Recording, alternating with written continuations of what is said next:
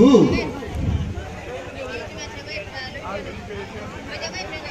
तुम्हारे गीत के बोल अनमोल हैं। मैं तुमसी कलाकारनी को प्राप्त कर गौरवान्वित महसूस करता हूं। अच्छा, अब तुम जा सकती हो।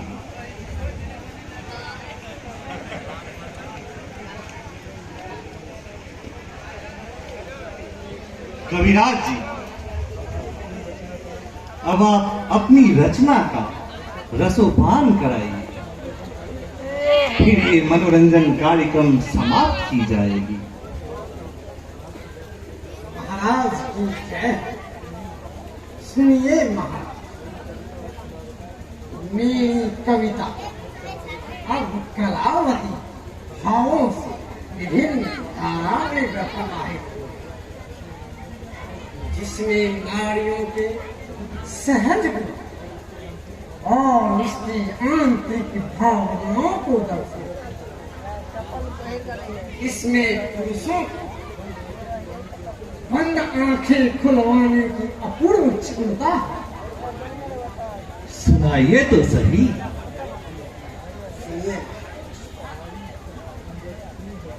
नारी सुंदर जितने होती, अंदर से उतनी ही काली। वाणी दे मीठी जितनी, सब है उसकी विष की प्याली। धोखे की चाल सदा चलती हो, बाहर पग संभली दिखलाती। उल्टा है कामों की प्यास, दुष्कर्मी कभी ना तज पा। तृष्णा से त्रसित सदा रहती हो, वासनाओं से न हो यार किसी से मात्र प्रदर्शन, दंस करे उनकी प्यार। कल ही द्वेष ईर्ष्यालु वही, सारे नरकों की खान वही। थोड़ी आगे जब वह जाती, पुरुषों का कर अपमान सही।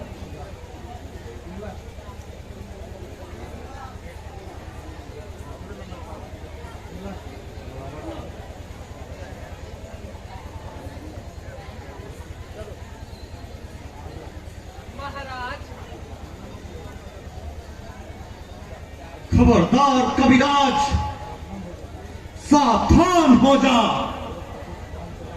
अब और आगे जुबान चलाई तो रात लगा के जिह्वा खींच ली जाएगी। जिस नारी के रक्तों से पलकर इस धरती पर खड़े हुए हो, उसकी ये भर्त्सना करते हुए तुम्हें शर्म नहीं आती? महाराज, यह तो स्त्री की स्वाभाविक गुण की विशेषता है। चुप रहो, मैं तुम्हारी विद्वता से परिचित हो गया। जिस थाल में खाते हो उसी में छेद करना सीख लिए हो। तुम कृतज्ञ हो, शर्म नहीं आती तुमको उस नारी की निंदा करते जो सुख सपनों की हैरानी उसके सिर अपना पग रखते, अपने मन कविता कर दिए। ना समझे क्या होती नारी, मिथ्या दोषारोपण करते, कलुषित करते विकृता सारी। रंग रस फीकी कर दी तूने, मनोगंजन हुआ है आज यहां। बस बंद हुआ तेरा आना, ना बैठन तेरी जगह यहां। निकल जा यहां से।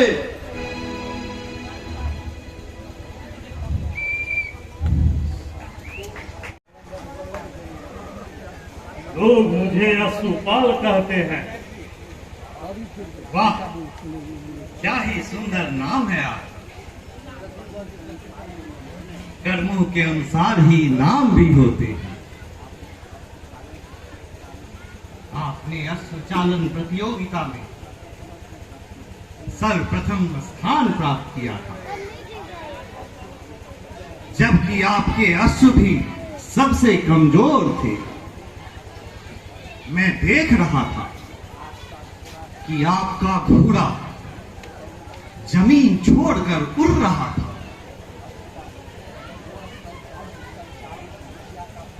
यह सब मेरे अश्रु संचालन विद्या का प्रभाव था महाराज। मैं आपकी अश्रु पालन कुशलता से अत्यंत प्रसन्न हूं। इसलिए आपसे एक अनुरोध करना चाहता हूं। क्या? वह क्या महाराज? वह यह कि आप हमारे यहां रहकर ये विद्याएं मुझे देने का कष्ट करें तो बड़ा उपकार होगा। वह विद्या मैं आपको दे सकता हूं, मगर मुझे कठिनाई है।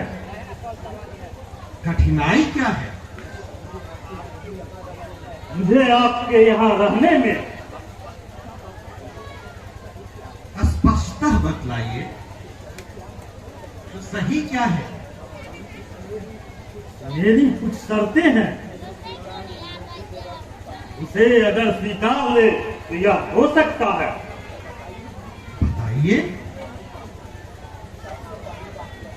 सबसे पहली बात यह है कि मेरे रहने की व्यवस्था और अस्तबल दोनों ही इस राजद्वार से बाहर हो। दूसरी यह कि मेरे निवास स्थल पर 100 गज के अंदर स्त्रियों की छाया भी नहीं पड़नी चाहिए। और तीसरी यह कि एक आपके सिवा मुझे कोई आदेश न दे। इतना होने पर ही मेरा रहना संभव है, अन्यथा नहीं। मुझे स्वीकार है तो रह सकता हूं। विक्रम, तुम इनके रहने का उचित प्रबंध करो।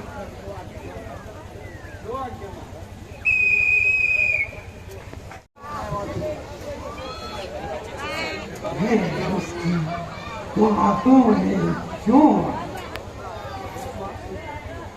किस मास की क्यों किया?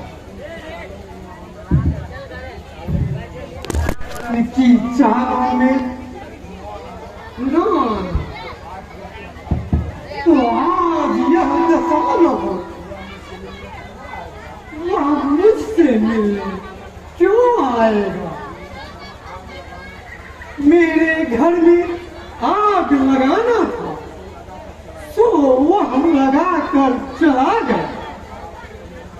वह साधु नहीं मक्कार था, धोखेबाज था। वह मेरी मूर्खता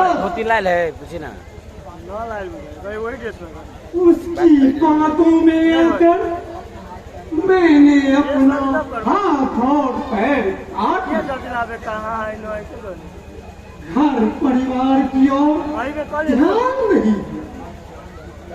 अब ध्यान दिया भी तो उससे भयभीत होकर उसकी बात मानी।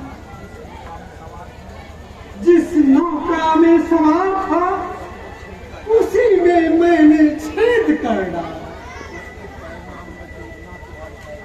उसके परिणाम अब डूबना तो है नहीं।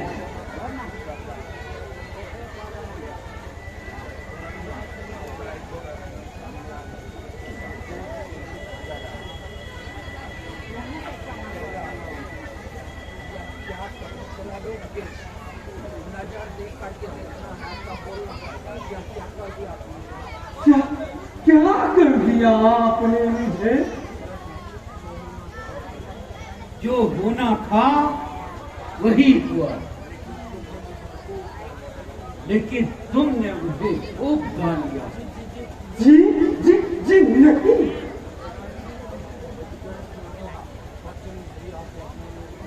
वचन दिया जब मैंने तुमको, तब तुम क्यों घबराया है?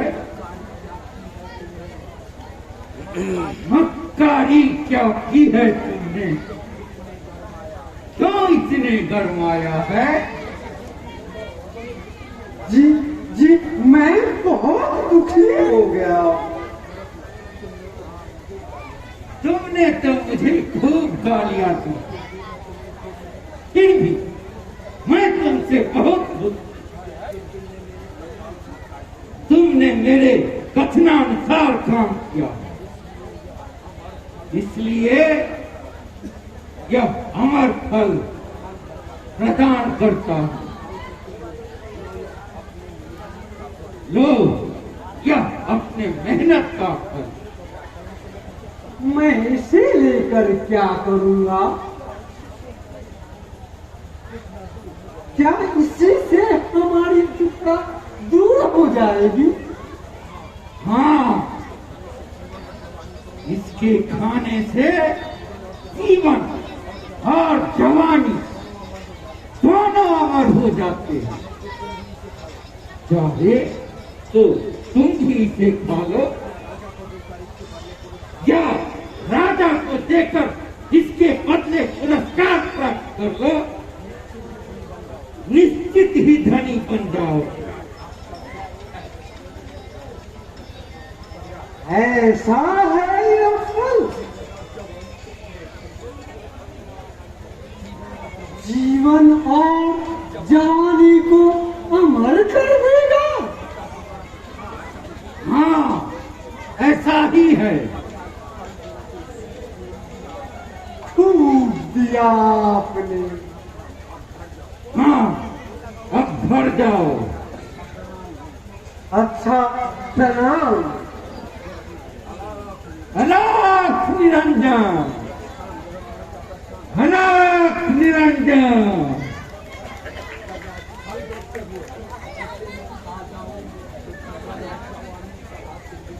इसे मैं खा जाऊं तो जीवन और जान सदा के लिए बन जाए,